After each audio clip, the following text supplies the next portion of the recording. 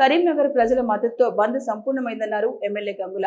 స్వచ్ఛందంగా బంద్కు సహకరించిన ప్రతి ఒక్కరికి ఆయన కృతజ్ఞత తెలిపారు. తన క్యాంపు కార్యాలయంపై దాడిని నిరసిస్తూ బంద్లో పాల్గొనేందుకు గత రాత్రి తిరుమల నుండి వచ్చిన ఎమ్మెల్యే గంగులను పోలీసులు హౌస్ అరెస్ట్ చేశారు. అనంతరం బలవంతంగా అరెస్ట్ చేసి పోలీస్ ట్రైనింగ్ సెంటర్ కు తరలించారు. ఈ సందర్భంగా పోలీసు వ్యవహరించిన తీరుపై గంగుల కాసింత అసహనాన్ని వ్యక్తం చేశారు. నేనేం అసాంఘిక కార్యకలాపాలకు పాల్పడడం లేదని, అసాంఘిక కార్యకలాపాలకు పాల్పడే వారిపై మీ పోలీస్ ప్రతాపాన్ని చూపించాలే తప్ప నాపై కాదన్నారు. దాడికి ప్రతిదాడి మా సంస్కృతి కాదని ప్రశాంత వాతావరణంలోనే బంద్కు పిలుపునిచ్చామన్నారు. పార్టీల మధ్య విమర్శలు ప్రతి విమర్శలు సాధారణమని, బీజేపీ శ్రేణులు భౌతిక దాడులతో కొత్త సంస్కృతికి నాంది పలికారని ఆవేదన వ్యక్తం చేశారు.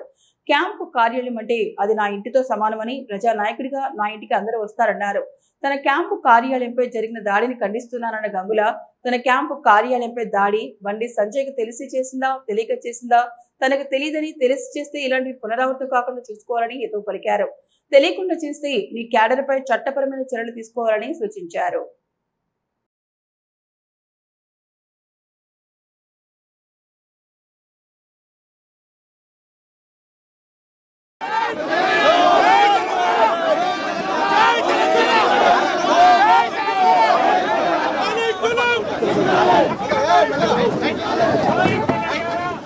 నేను దగ్గర 26 సంవత్సరాలు నేను రాజకీయాలు ఉండి ఏ రోజు కూడా తెలంగాణ ఉద్యమంలో జరగలే.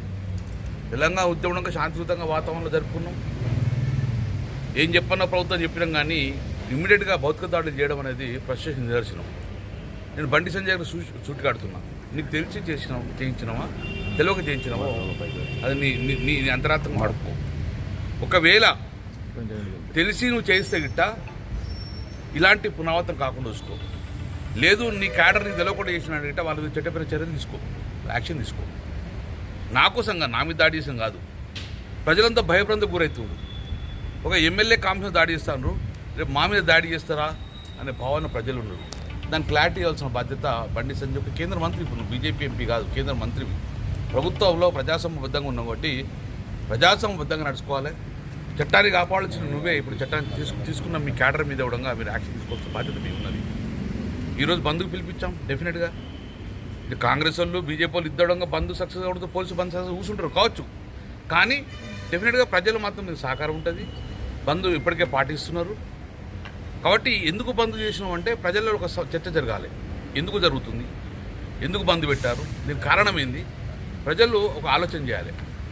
సో ఈరోజు కూడా డెఫినెట్గా క్యాడర్ కానీ ప్రజలు స్వచ్ఛందంగా డెఫినెట్గా మమ్మల్ని హౌస్ అరెస్ట్ చేస్తారు, మా క్యాడర్ అంతా అరెస్ట్ చేసిరు, కానీ ప్రజలు స్వచ్ఛందంగా ఈరోజు బంద్ పాటిస్తున్నారు. ఎందుకోసం అంటే ఇది పునరావృతం కాకూడదు. ఎప్పుడు దాడులను చూడలేదు, భౌతిక దాడులు చూస్తున్నాము, చూడొద్దు. కాబట్టి ప్రజల ఆస్తులకు రక్షణ లేదు, ప్రభుత్వ ఆస్తుల రక్షణ లేదు. ఇది కాపాడమని చెప్పేసి ఈరోజు నిరసన కార్యక్రమాన్ని ఈరోజు బంద్ కార్యక్రమం చేస్తున్నాము. ఇది ప్రజలలో కానీ ప్రభుత్వాల్లో చైతన్యం కలగాలి చెప్పాలి చూసుకుని చెప్పినాము. రెండోది, పోలీసు నన్ను ఎందుకు హౌస్ అరెస్ట్ చేసి ఏం తప్పు చేసినా నేను యాంటీ సోషల్ వెళ్ళిపెట్టినా. నేను పోలీసు కూడా చెప్తున్నాను, కరీంనగర్ పోలీసు కూడా కనబట్టే మామూలుగా అరెస్ట్ చేసుడు. దొంగలు పోయి ఇప్పటికి 1 వీక్ అయ్యింది. 4 మీద హత్యాయత్నం జరిగింది. వాళ్ళని పట్టుకోరు. కనబట్టే మమ్మల్ని పట్టుకునేందుకు. మేము యాంటీ సోషల్ కాదు కదా, మేము పోయిన పిఎంజే లాంటి నగలు దొంగతనం చేసేవాళ్ళం కాదు కదా, అద్దాలు పలుకుంటాయి కదా. మేము క్లియర్ కూడా చెప్పినాం, శాంతియుత వాతావరణంలో అందరం కూడా ఈ యొక్క బంద్ కార్యక్రమం చేసుకోవాలి. శాంతియుత వాతావరణంలో చేసుకున్న తర్వాత ప్రజలు కూడా సహకరించాలి, ప్రజలకు అందుబాటులో. కానీ మనం కూడా మళ్ళీ చట్టాన్ని చేతిలో తీసుకోకూడదని చెప్పేసి అందరికీ చెప్పడం జరిగింది. ఆ దిశగా మేము అడుగులేస్తాం.